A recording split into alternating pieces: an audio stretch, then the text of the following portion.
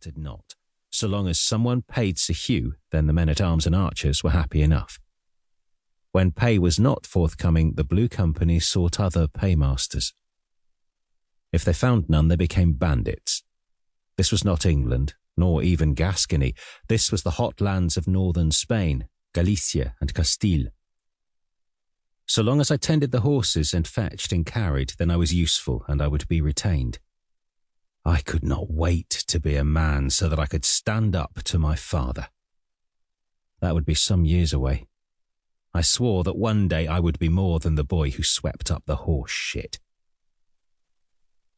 When we crossed into Spain and Portugal, we entered a world I did not know. It was a world of heat and men who spoke a language I did not understand.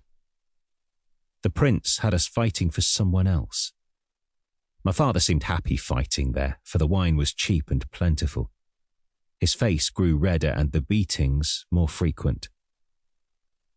One day the beating was so bad that the men who had fought alongside my father had had enough. Old Tom took me from my father and appointed me to the company. I knew not why, for I could not fight with the men. I was almost big enough, but I did not think I had skills save that of looking after horses. I was, as my father said, useless baggage. That all changed that hot summer's evening, 2 days after the Battle of Nájera, when old Tom swore me in as a member of the Blue Company. My father's former shield brothers took me and swore to train me as a warrior. My life changed in that instant.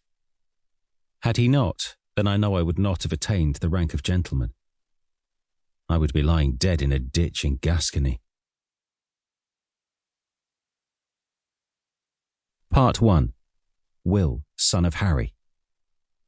Chapter 1.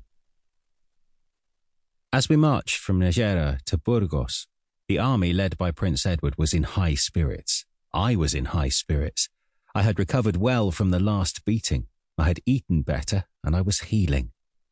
My father lumbered at the rear of our column while I kept close to old Tom. Old Tom was a gentleman and rode the best horse in the company. That was another reason he liked me. I had a way with horses. I understood them, and his jet-black horse with the white blaze, Badger, responded well to me.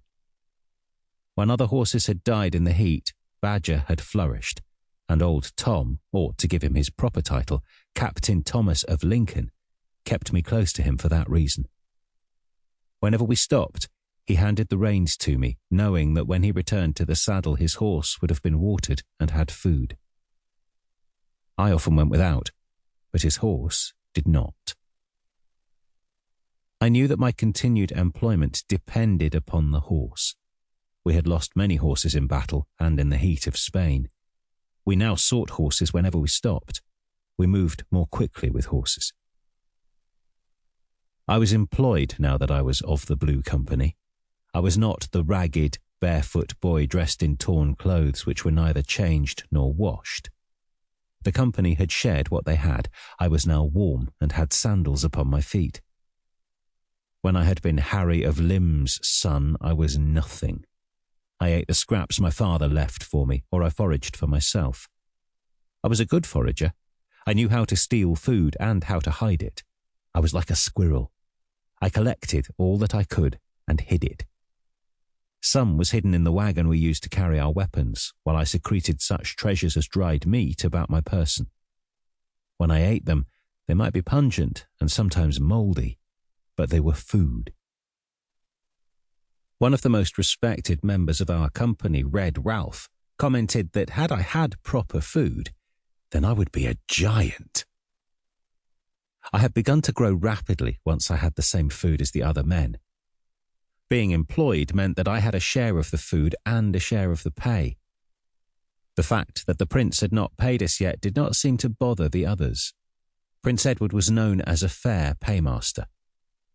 When he was paid, then we would be too. He had been hired by Peter the Cruel to retake his kingdom, and, as it was rich, there was the promise of much gold and silver. The one exception was my father. He whinged, moaned, and whined about the lack of pay. No pay meant no wine unless he could steal some. Old Tom